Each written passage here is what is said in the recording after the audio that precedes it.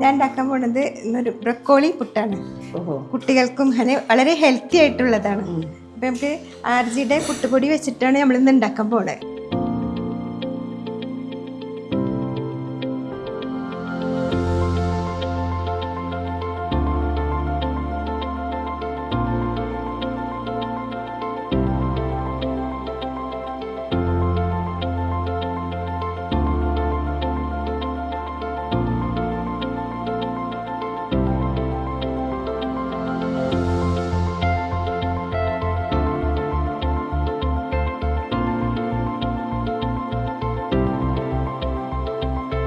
എനിക്കൊരു കറിയുടെ ആവശ്യമില്ല, പുട്ട് തന്നെ വളരെ ടേസ്റ്റിയാണ്.